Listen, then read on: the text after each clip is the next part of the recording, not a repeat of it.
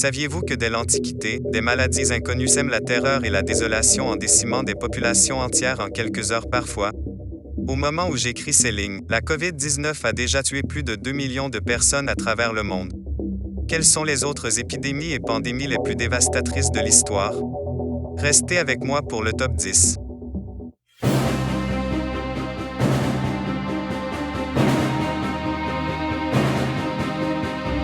Parmi les 10 premières causes de mortalité dans le monde, la tuberculose a tué des millions de personnes. L'Organisation mondiale de la santé rapporte notamment 1,5 million de morts en 2014 de cette maladie épidémique. 2 tiers des cas sont concentrés en Inde, en Indonésie, en Chine, dans les Philippines, au Pakistan, au Nigeria, au Bangladesh et en Afrique du Sud. La tuberculose est causée par une bactérie qui touche souvent les poumons et se transmet par voie aérienne. On peut traiter la tuberculose par antibiotiques.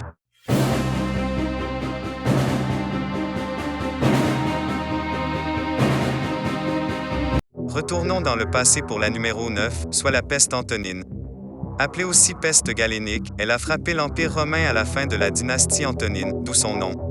Entre 166 et 189, elle aurait fait environ 10 millions de morts, dont l'empereur Marc Aurèle, mais ce chiffre varie selon les sources. La nature de cette épidémie est tout aussi discutée, mais il s'agirait probablement de la variole ou d'une autre maladie infectieuse semblable. Le mot peste étant littéralement la traduction du latin pestis.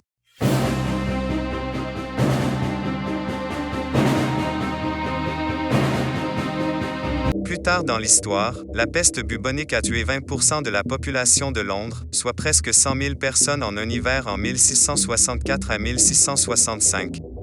Probablement apportée par des bateaux en provenance des Pays-Bas, cette épidémie devient une autre catastrophe dans l'histoire de cette ville et a été suivie du grand incendie de Londres l'année suivante. C'est ce dernier qui a possiblement aidé à éradiquer définitivement la maladie en détruisant de nombreux quartiers insalubres.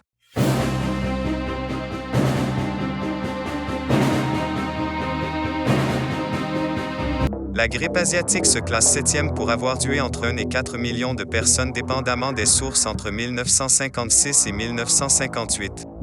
C'est l'une des pandémies les plus meurtrières de l'histoire. Identifiée d'abord en Chine, elle prend vite le chemin des routes terrestres et maritimes pour se propager jusqu'aux États-Unis.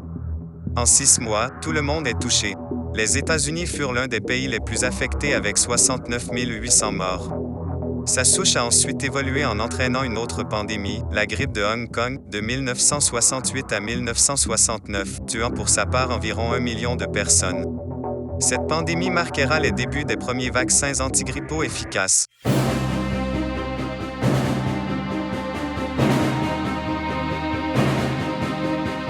En 6e position, l'épidémie du VIH, ou virus de l'immunodéficience humaine, apparaît à la fin des années 1970 en Amérique du Nord, mais est identifiée officiellement en 1981. Jusqu'à maintenant, elle a fait plus de 36 millions de victimes et elle continue d'être un problème majeur de santé publique.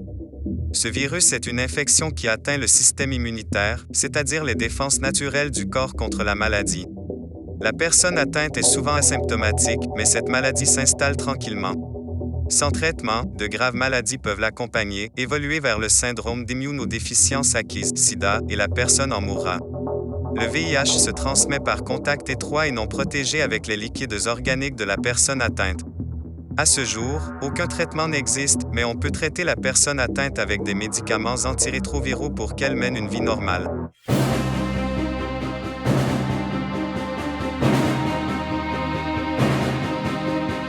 Retournons encore dans l'Antiquité, car la peste de Justinien, du nom de l'empereur qui régnait à cette époque, tua environ 25 millions de personnes à travers le monde, mais plus particulièrement autour du bassin méditerranéen.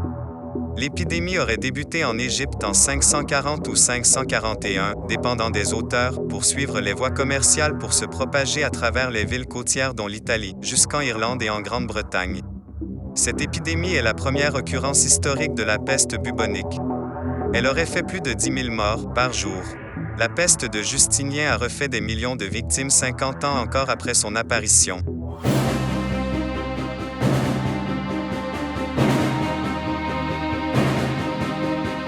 En 4e position, la variole, alors éradiquée dans la plupart du monde, s'attaque à l'Inde pour toucher plus de 100 000 personnes et en tuer 20 000 au milieu des années 1970. Cette épidémie est une maladie infectieuse très contagieuse et est propre à l'espèce humaine. Elle provoque notamment une éruption cutanée très caractéristique. Il n'existe pas de traitement spécifique, mais les symptômes peuvent être soignés.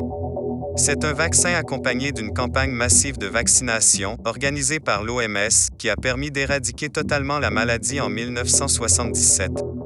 La variole est aussi connue pour avoir décimé plus de 75% de la population amérindienne à l'époque des grandes découvertes et de la colonisation, entre 1518 et 1650.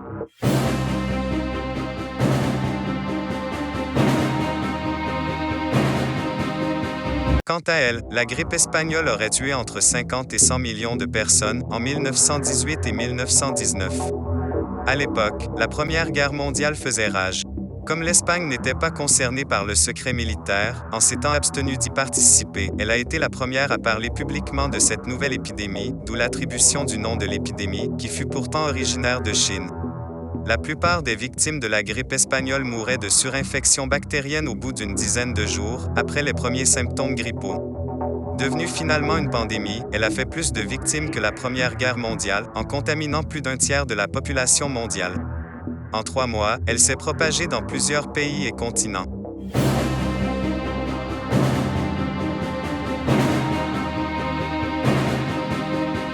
En deuxième position dans ce classement, la peste noire ou la grande peste apparaît comme un autre fléau du monde médiéval. Cette maladie, transportée par bateau de Chine par des rats infectés, débute aux abords de la mer Noire vers 1340.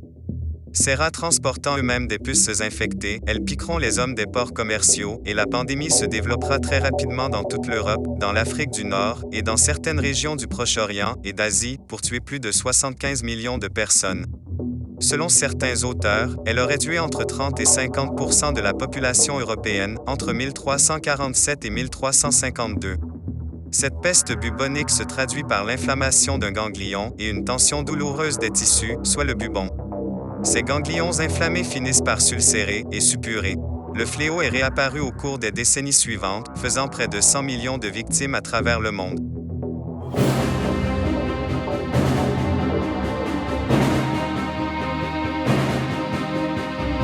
La plus dévastatrice des épidémies de l'histoire est la troisième pandémie de choléra qui a sévi de 1846 à 1860. Concentrée dans les plaines du Gange, elle s'est répandue dans toute l'Inde et a finalement atteint la Russie en faisant plus d'1 million de morts. Elle atteindra de vastes zones d'Asie, d'Europe, d'Amérique du Nord et d'Afrique. Le choléra est une infection intestinale provoquée par l'ingestion d'aliments ou d'eau contaminée. Il provoque de violentes diarrhées, parfois accompagnées de vomissements. En l'absence de traitement, cette infection est très contagieuse et peut tuer en quelques heures. 50% des malades en meurent s'ils ne sont pas traités. Actuellement, l'OMS estime qu'environ 4 millions de personnes contractent le choléra chaque année et que 100 000 d'entre elles en meurent annuellement. C'est aujourd'hui en Afrique que le choléra sévit le plus. Abonnez-vous à ma chaîne pour découvrir d'autres histoires inédites.